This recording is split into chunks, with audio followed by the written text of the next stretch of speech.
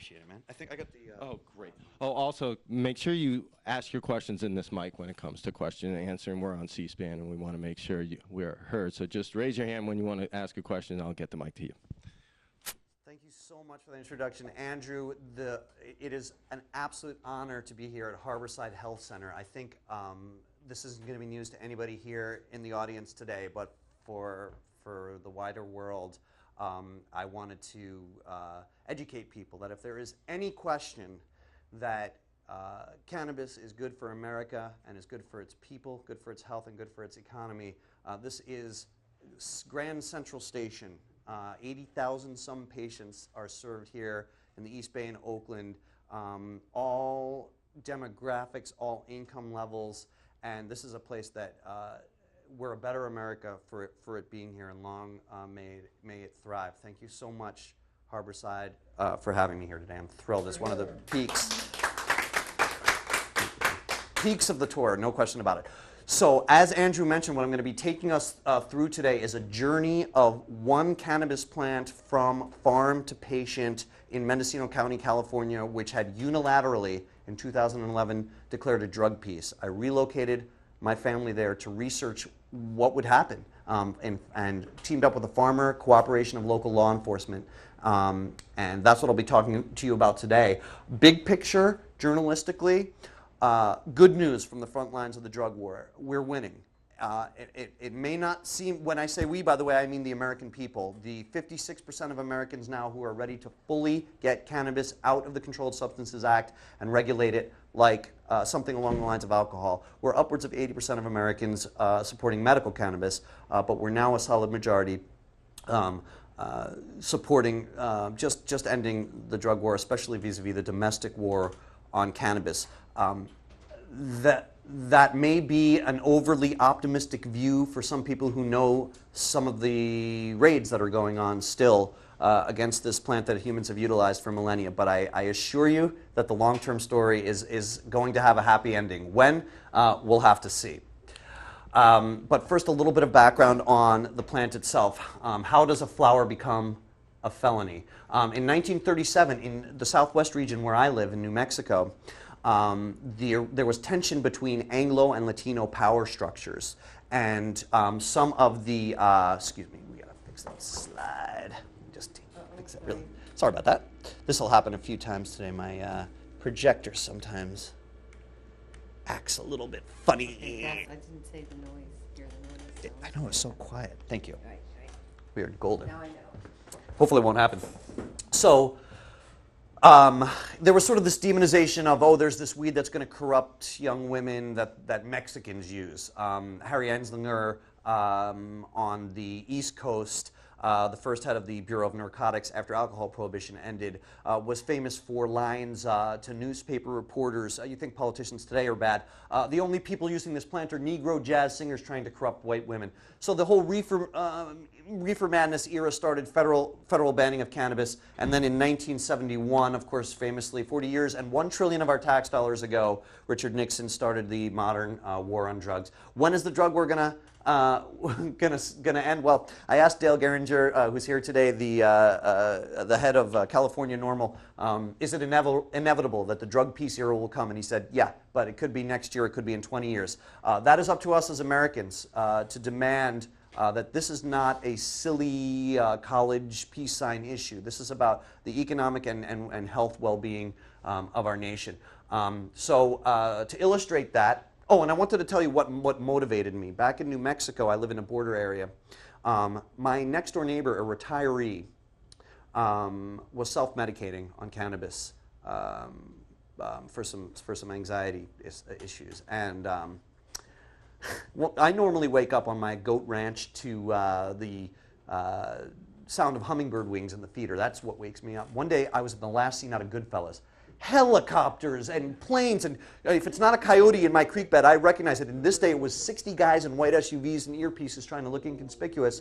And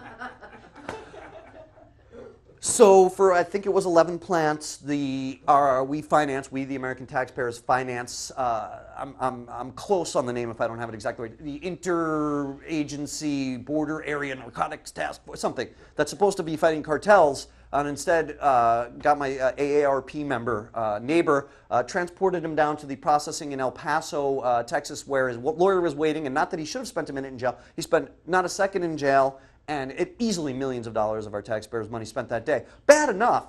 Bad enough. I felt that many automatic weapons near my ranch put my kids in danger. But it comes out a year later that the mayor of nearby Columbus, New Mexico, a town sleepy since Pancho Villa invaded in 1916, turns out he's been running a gun smuggling down. He's a cartel member.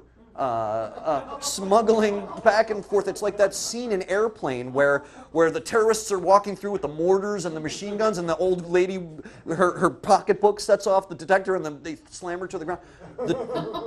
The targets of the drug war are the wrong targets. It was the lesson for me as a journalist.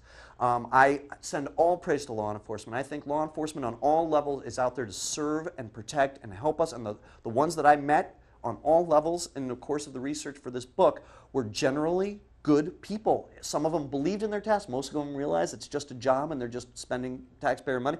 But nonetheless, people trying to do their job. So the problem isn't law enforcement. The problem is we need to turn off the tap, the $9 million in domestic dollars going to so-called enforcement. 40 years, $1 trillion tax dollars, and almost no effect on supply and demand. Not news to anybody in this room.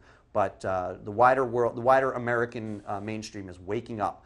I live in a place in New Mexico where the cowboy hat wearing old ladies in this post office think Barack Obama was born in Libya. And when they ask me what my new book is about, and I tell them it's an economic and a social analysis of why the end of the drug war would be good for America, without fail, the response is, oh, yeah, when is it? Gosh, look, there's tragedies in Mexico, and when is the drug war going to end? This plant, it's not that dangerous compared to the pills and the meth. When are we going to stop arresting people for pot? Left wing, right wing. Pat Robertson, the televangelist, is vocal on this, for crying out loud. The truth is black and white. It's dangerous for me, as a journalist of 2 decades experience, to sound too much of a cheerleader about any particular issue, because people are going to think I'm, Cheech, or maybe if I'm lucky, Woody Harrelson. And the reality is, from a journalistic perspective, it's black and white. The billions that we can put back into our economy while hurting the cartels. I know Dale would know that the statistic that's often cited, that up to 70% of cartels' profits come from cannabis, might be a little bit high. But the fact is, quite a lot of organized crimes financing today is not from the heroines and the meths. It's from cannabis, and we can have American farmers growing this and taxing it, and on the industrial side put North Dakota back to work. North Dakota's agriculture commissioner is begging to put this plant back to work for America's factories, clothing, and energy. I went to a sustainability festival a few years ago for my previous book, where I was giving a talk, and in the speaker's van, the other speaker was the USDA's expert on biofuels. Smart lady. She told me about all kinds of biofuels that I hadn't heard of. Jatropha, starts with a J, filters toxics out of soil. Great biofuel. And she gave her spiel. I learned a lot, and I said, just started researching this book. I said, what about cannabis, industrial cannabis? And she said, best there is. Magnitudes better than corn or soy in terms of per acre biofuel yield. And I said, but? And she said, oh, don't you know? It's a Schedule I felony. We're not even allowed to talk about it. Basically, we could solve our energy problems, or at least make a big dent in our energy problems if the industrial side. So Americans are realizing this. I saw the war isn't going against the right targets. I had to write a book about it, but I don't like to whine. I didn't just want to do another book. There's books out there whining about, and truthfully, telling the truth that the drug war is a mistake. It's one of our worst policies, like DDT and segregation. It's that bad for America. But I wanted to see, what example could I give? I mean, mainstream America is on our side. Arkansas, the day, you guys know this? The day before yesterday, Arkansas, voters just put medical cannabis on the ballot. If you're going to put cannabis on the ballot in Arkansas, America is ready to end the drug war, people. And so I wanted to give those 46% of Americans that supposedly are not yet polling in support of ending the war on cannabis an example of what the drug peace might look like. Because all we've got is, embarrassingly, the most incarcerated nation in history. 10 times more people in prison today in the U.S. than in China. Hundreds of thousands just for using this relatively, especially compared to cannabis, compared to alcohol, harmless plant. So it's time to to get cannabis out of the Controlled Substances Act. So I went to Mendocino.